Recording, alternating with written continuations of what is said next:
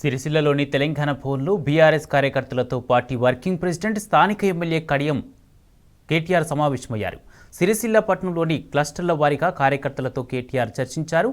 Parliament ఎన్నికల ప్రచారం అనుసరించాల్సిన వ్యూహంపై పార్టీ వర్కింగ్ ప్రెసిడెంట్ దిశానిర్దేశం చేశారు.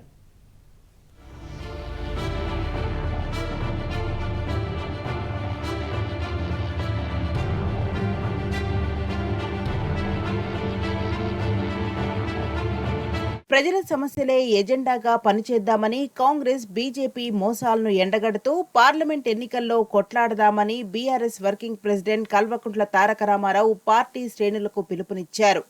రాజన్న సిరిసిల్ల జిల్లా కేంద్రంలోని తెలంగాణ భవన్లో సిరిసిల్ల పట్టణ క్లస్టర్ స్థాయి సమావేశం జరిగింది. సమావేశంలో కేటీఆర్ పాల్గొని పార్లమెంట్ ఎన్నికలపై పార్టీ శ్రేణులకు దిశానిర్దేశం చేశారు. గత అసెంబ్లీ ఎన్నికల ఫలితాల్లో చాలా స్థానాల్లో స్వల్ప మెజార్టీ తేడాలో కాంగ్రెస్ విజయం సాధించిందన్నారు. అబద్ధపు హామీలతో అధికారంలోకి వచ్చిన కాంగ్రెస్ పై 100 రోజుల్లోనే ప్రజల్లో తీవ్ర వ్యతిరేకత వచ్చిందని చెప్పారు. పార్లమెంట్ ఎన్నికల్లో బీఆర్ఎస్కే విజయావకాశాలు మెండుగా ఉన్నాయని కేటీఆర్ తెలిపారు. కాంగ్రెస్ కు ఓటు వేయకపోతే ఫ్రీ బస్సు తీసేస్తామంటున్నారని, దానిపై ప్రజలు ఆలోచన చేస్తున్నారన్నారు.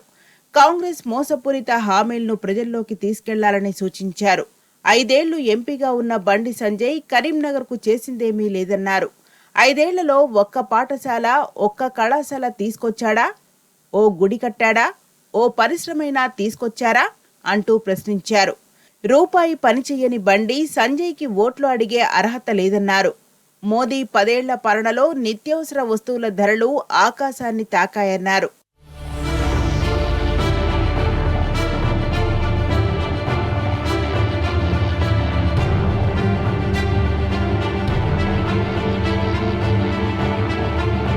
తెలంగాణకు ఏమీ చేయని బీజేపీకి, కరీంనగర్కు నయా పైసా పనిచేయని బండి సంజయ్కి ఓటు ఎందుకు వేయాలో ప్రజల్లో చర్చ పెట్టాలన్నారు. రాష్ట్రంలో 8 నుంచి 10 స్థానాల్లో బీఆర్ఎస్ గెలిచే ఛాన్స్ ఉందని పలు సర్వే సంస్థలు చెబుతున్నాయన్నారు. బీఆర్ఎస్ అభ్యర్థి వినోద్ కుమార్ గెలుపుతో కరీంనగర్ పార్లమెంట్ నియోజకవర్గాన్ని మరింతగా అభివృద్ధి చేసుకోవచ్చన్నారు. పార్లమెంట్ ఎన్నికల ప్రచారంలో భాగంగా మే 10న కేసీఆర్ రోడ్ షో సిరిసిల్లలో ఉంటుందన్నారు. ప్రతి కార్యకర్త తరలివచ్చి విజయవంతం చేయాలన్నారు. కొందరు స్వార్థ ప్రయోజనాల కోసం లబ్ధి పొందిన నాయకులు పార్టీని వీడి వెళ్తున్నారన్నారు.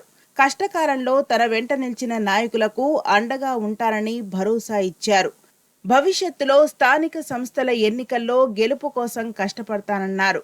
కాంగ్రెస్ నాయకులు బీఆర్ఎస్ నాయకులపై పార్టీలో చేరాలని ఒత్తిడి చేస్తున్నారన్నారు. కాంగ్రెస్ లో చేరని వారిపై అక్రమ కేసులు పెడుతూ వేధింపులకు గురి చేస్తున్నారన్నారు.